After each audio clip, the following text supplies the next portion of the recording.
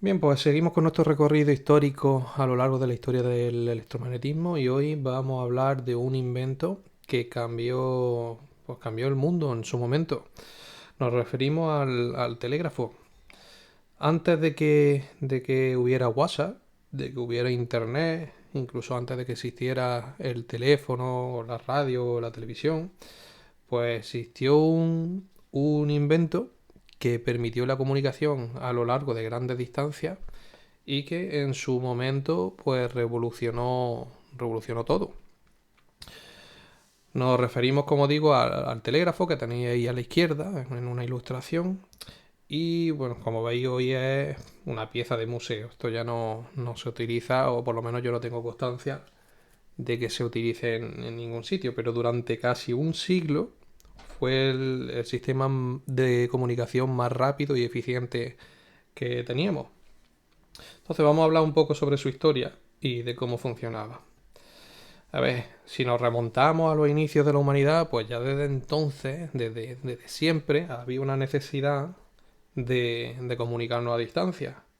A través de la historia ha habido pues, diferentes ingenios, yo que sé, había, por ejemplo, señales de humo, palomas mensajeras, tambores. Ahí en la derecha tenéis una ilustración de la antigua Grecia, 150 años antes de Cristo, que ya utilizaban antorchas para comunicarse. Entonces, pues ya está, la cosa ha ido evolucionando y en el siglo XVIII vamos a pegar un salto grande porque no vamos a explicar todos los sistemas de comunicación que ha habido a lo largo de la historia, ¿no? Entonces, saltamos hasta el siglo XVIII y ya empezamos a hablar de lo que nos interesa a nosotros y vemos en la ilustración de la izquierda eso un telégrafo óptico.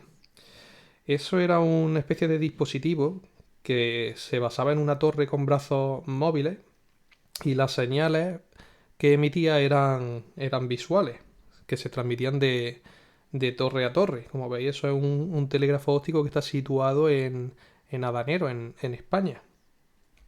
Bueno, este fue inventado por los hermanos Chappé en Francia, pero pues el ingenio tenía un montón de problemas porque solamente funcionaba cuando hacía buen tiempo y bueno, se necesitaba luz del día, se necesitaba que estuvieran las torres en línea recta, yo qué sé, un montón de cosas que hacía que no fuera verdaderamente práctico. Entonces la gran revolución llegó más tarde de la mano de la electricidad. A principios ya del siglo XIX, varios científicos se empezaron a preguntar si la electricidad podía usarse también para transmitir comunicación, información a lo largo de grandes distancias. Entonces uno de los pioneros en este campo fue el ruso Pavel Schilling, que lo tenéis ahí en la ilustración de la derecha, que presentó en 1832 el primer telégrafo eléctrico funcional. Pasa que este era un adelantado a la época porque, a ver, el sistema tenía un montón de problemas. Lo primero que era muy complejo, tenía un sistema de agujas electromagnéticas que era muy costoso y muy complejo, dependía de hasta 6 cables conductores para transmitir la información, que hacía que fuera un poco difícil de instalar y engorroso. Luego tenía también problemas con la fuente de alimentación, porque pensar que en los años 30 pues la tecnología de las baterías todavía era muy rudimentaria. Entonces, por si fuera poco, además había pérdida de energía a lo largo de las grandes distancias que se pretendía que funcionara el sistema, yo qué sé, que había un montón de cosas que hacían que hicieron que esto pues no se implantara en la sociedad de forma práctica. Esto estamos hablando de 1832, voy a poner por aquí la fecha para que la tengáis como referencia. 1832, ¿vale? Y poco después, otros personajes de los que ya hemos hablado, en este caso los científicos Gauss y Weber, esto en Alemania, de esto ya tenemos un vídeo anterior, ¿no? Pues estos lograron construir un sistema telegráfico que enviaba mensajes a lo largo de una línea que tenía una distancia de 1 kilómetro. Pero claro, esto no es mucha distancia, ¿no? 1 kilómetro tampoco es que sea eso muy práctico luego a la hora de implantarlo en la sociedad. En Reino Unido también se hicieron intentos. Tenemos el telégrafo de Wheatstone y Coke, que, bueno, si habéis estudiado electrónica, pues seguramente os suena Wheatstone, que está el del puente de Wheatstone, y Coke. Y bueno, el problema que tenía este telégrafo es que tenía un montón de sistemas de agujas, tenía 5 agujas, que esto fue lo mismo que le pasaba al de Pavel, que era muy complicado de instalar, muy complicado el funcionamiento. Cuando un aparato tiene muchas partes móviles, pues es muy susceptible de fallo. Luego, pues además pues, necesitaba un mantenimiento muy costoso.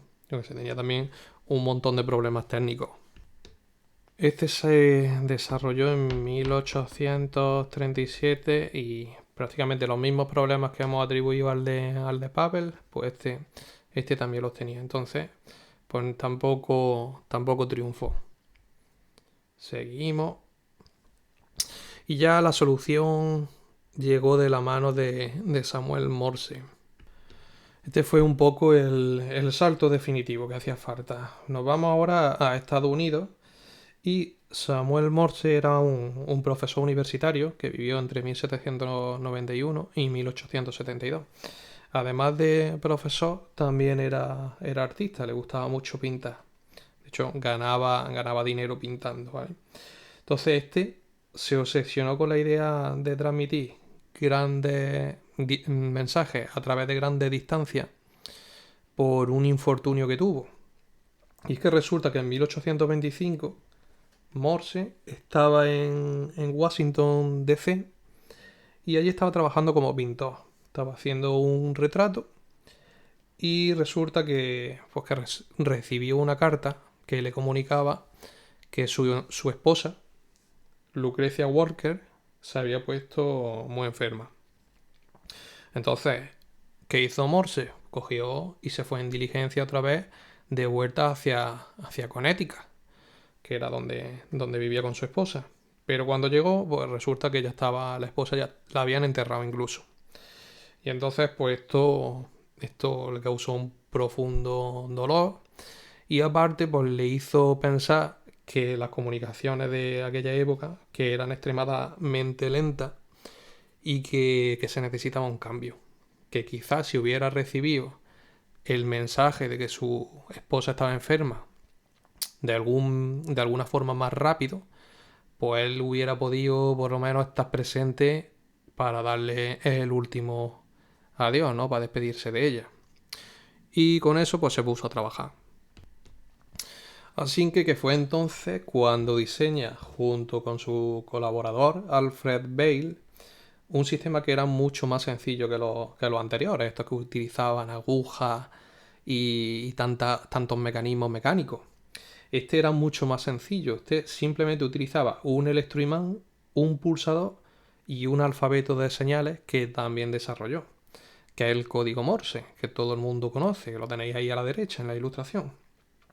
Entonces realizó una gran demostración pública en 1844, tendiendo una línea que iba desde Washington hasta Baltimore. Y esta demostración pues, fue un éxito. Ese es Morse, que lo veis ahí en la ilustración de la izquierda.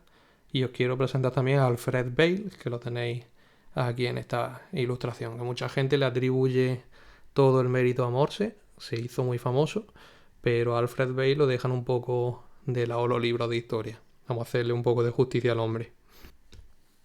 Entonces, como hemos dicho, hubo una demostración pública en 1844, lo voy a escribir aquí, que fue un éxito por completo.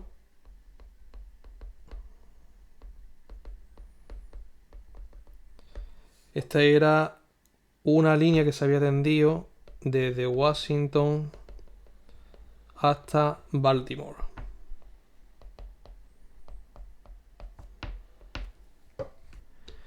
Que esto ya es una distancia más o menos considerable. Ahí hay como unos 70 kilómetros.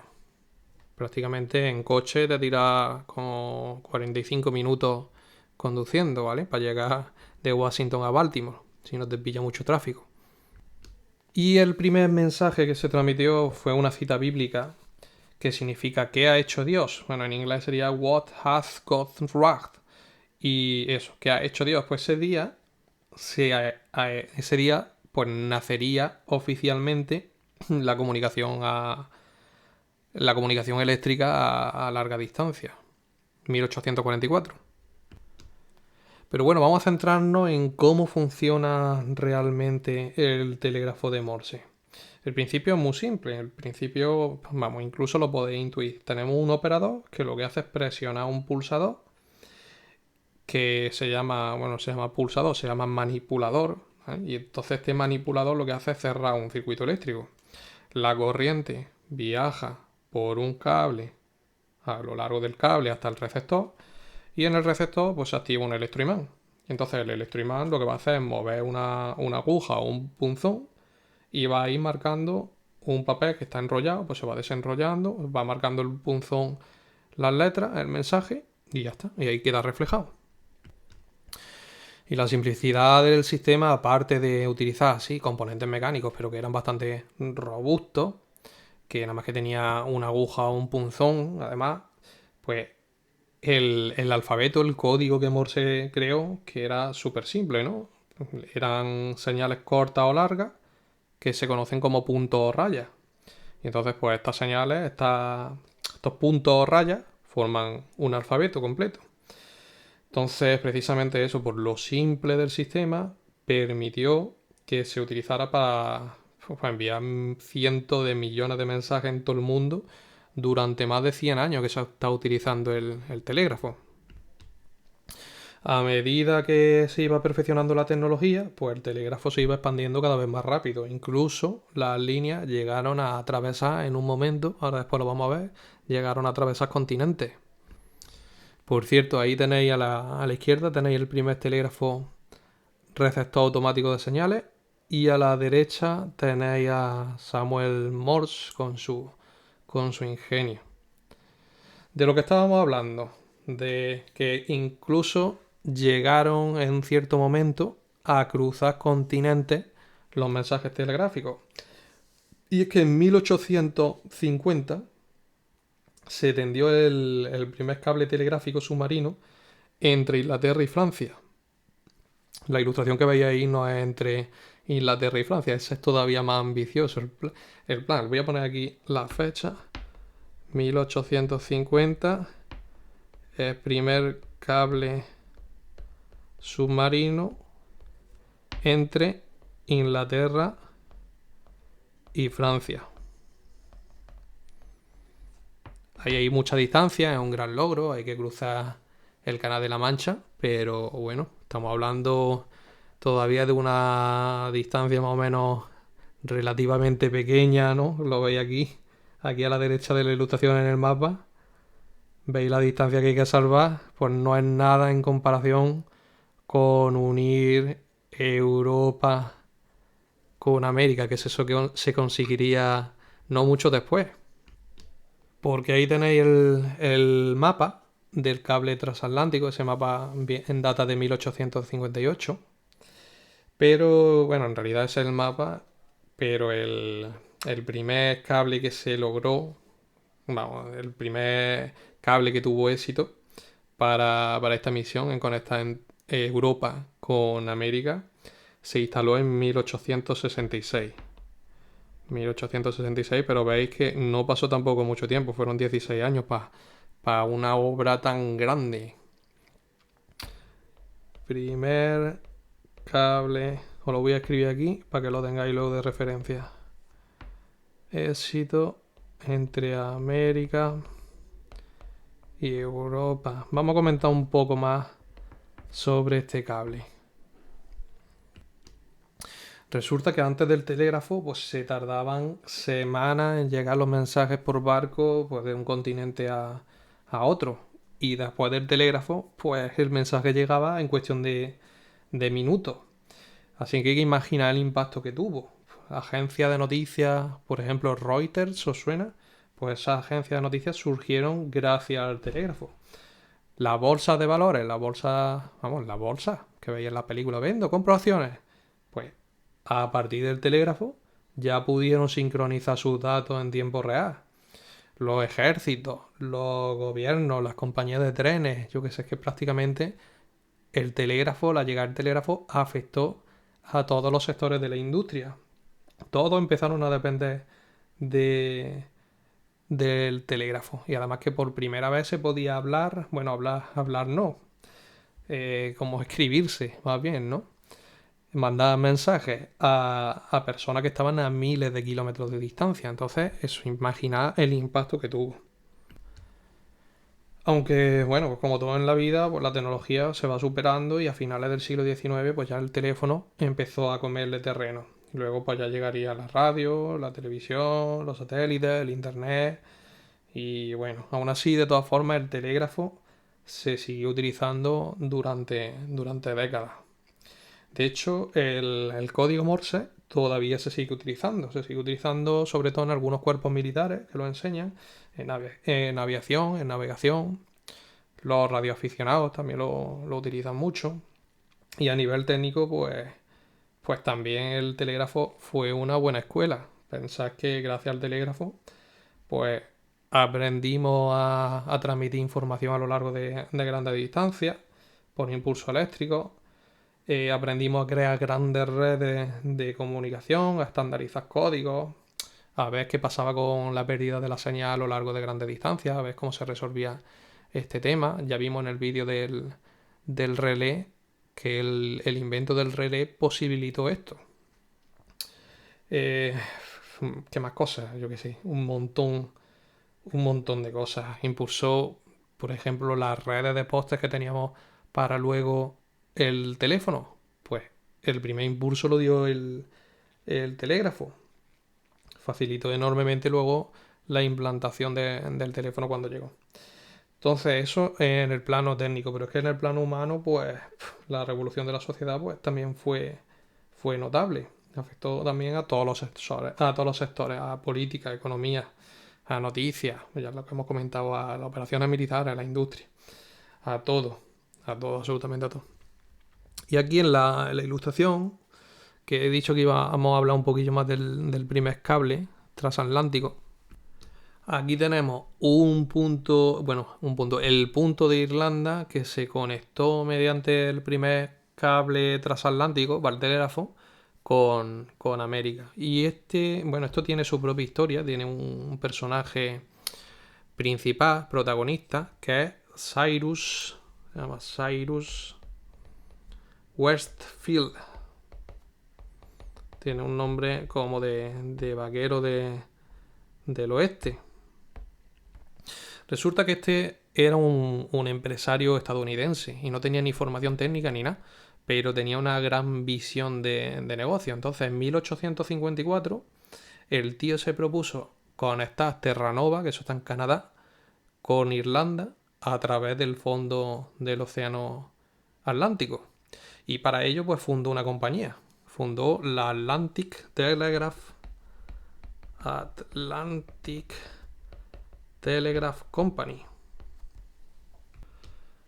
Entonces imaginaros el desafío técnico al que se enfrentaba. Tenía que instalar un cable de más de 4.000 kilómetros, la separación es más de 4.000 kilómetros, en las profundidades del océano, que eso para la época eso era una locura. Necesitaba primero un cable que resistiera eso, que todavía no existía ese cable. Luego necesitaba organizar el tendido submarino, porque claro, tú puedes tener el cable ya preparado, cosa que no era fácil, pero luego había que poner cable en el océano e instalarlo.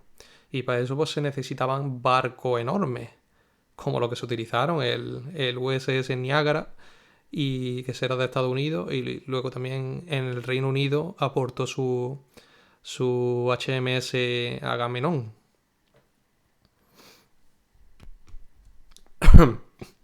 Y luego que teníamos un cable de más de 4.000 kilómetros y ahí había que mantener la señal eléctrica. Había que ir amplificándola. Entonces, bueno, pues había instrumentos por aquella época, pero había que mejorarlos. Teníamos bastante útiles en la época, pero no eran adecuados para amplificar una señal a lo largo de 4.000 kilómetros de cable enterrado debajo del agua. Entonces esto no se consiguió el logro a la primera. Primero en 1857 ya se intentó por primera vez, pero el cable se acabó rompiendo en el fondo del océano. Luego, un año más tarde, en 1858, ya sí que es verdad que se logró conectar a ambos extremos, pero tras unos días de uso la señal se debilitó y se perdió. Entonces funcionó 20 días. Pero de todas formas, aquí ya en 1858, aunque funcionara nada más que 20 días, se envió el primer mensaje telegráfico entre dos continentes. El mensaje decía: Glory to God in the highest, on earth peace, goodwill toward men. Gloria a Dios en el cielo, paz en la tierra, a los hombres de buena voluntad. ¿Vale? Ese fue el primer mensaje. Lo he escrito aquí, que se envió entre continentes. Incluso durante esos 20 días que estuvo funcionando, la reina Victoria de Inglaterra envió un mensaje al presidente estadounidense, que por aquel entonces era James Buchanan. Bueno, he dicho reina de Inglaterra, pero en realidad la reina Victoria fue reina de Reino Unido, o sea, de Gran Bretaña y de Irlanda, no solamente de Inglaterra, ¿vale? Que me perdonen si estáis escuchando gente de allí. Que tuve una novia que era de Gales y esta era muy quisquillosa con estos temas, entonces lo corrijo. Bueno, la cosa, volviendo al cable, el cable roto no dio resultado, pero sí que se aprendió del fracaso. Los científicos pues, se dieron cuenta que se usaban alto voltaje y eso había dañado el cable. Se dieron cuenta de que la tecnología que tenían para el aislamiento y la amplificación era todavía muy primitiva. Y entonces muchos de los trabajadores que estaban en este proyecto, muchos de los científicos, directamente abandonaron. Pero Field, o sea, el que había fundado la Atlantic, la compañía esta de telégrafo atlántica, este no se rindió, el Cyrus Westfield, este siguió para adelante. Y ya el éxito definitivo pues llega en 1866. El tío, el Field este es que era el que la sigue la consigue. Así que bueno, voy a poner aquí 1866, pero en realidad en 1865 el barco más grande del mundo en ese momento, que era el Greater Eastern, el Great Eastern, pues este hizo un nuevo intento. Digo que el barco hizo un nuevo intento porque era eso, era un enorme, grandísimo barco de vapor que iba desenrollando el cable para llevarlo desde Irlanda hasta Canadá. Y la cosa es que en el 65 pues volvió a fallar, pero ya en julio del 66, utilizando el mismo barco, ya se logró por fin instalar de forma exitosa el cable desde Valencia, que está en Irlanda, el punto este que veis precisamente ahí en la ilustración, donde está el pequeño monumento ese, hasta Terranova, que está en Canadá. Y este nuevo cable ya, el que llevaba en el 66, pues era más grueso, era más resistente, estaba mejor aislado y bueno, la cosa es que este ya funcionó por fin y entonces la comunicación entre América y Europa ya por fin era instantánea y posible. Y de hecho este cable pues estuvo funcionando de forma fiable durante más de 10 años. Además que esto ya dio el pistoletazo de salida a que se empezara a crear como una especie de red global submarina de cableado que todavía sigue vigente porque ¿por dónde os creéis que van los datos de internet de un continente a otro? Y ya pues a partir de ese momento pues se inician las comunicaciones globales. Y para no dejaros con la duda, ¿qué pasó con Cyrus West? Pues cuando logró este gran éxito, todo esto pues se celebró, vamos, Field fue condecorado como un héroe internacional. Recibió un montón de honores y de reconocimientos en ambos continentes. Y además, pues era uno de los principales accionistas de la compañía que había creado, de la Atlantic Telegraph Company. Lo que pasa es que el tío, pues sí, acumuló mucha riqueza de golpe, pero empezó a invertir en otros proyectos, en proyectos inmobiliarios, en ferrocarril, en empresas de prensa y tal, y al final, pues, por unas cosas u otras, muchas de estas decisiones pues fueron malas y, bueno, tuvo fama y riqueza temporal, pero cuando murió no era pobre, pero tampoco, digamos, tampoco es que el tío muriera multimillonario. Y en cuanto a su compañía, pues la verdad es que la compañía no murió, a ver, desapareció, pero no por fracaso, sino porque tuvo éxito. Y entonces, con el tiempo, empezaron a salir otras compañías que crecieron más. Y la compañía esta de Atlantic Telegraph Company, pues fue absorbida por una mayor. Entonces, pues ya está, ni tan mal el libre mercado y la competencia, que ya está, que creció rápidamente y, y fue absorbida y punto. Entonces, no es que tuviera un final épico la historia esta, pero digamos, entre comillas, sí tuvo un final feliz. Y ya está, dejamos aquí ya el vídeo del telégrafo y ya mismo vamos a llegar al siglo XX en el que vamos a hablar de un montón de personajes que nos quedan.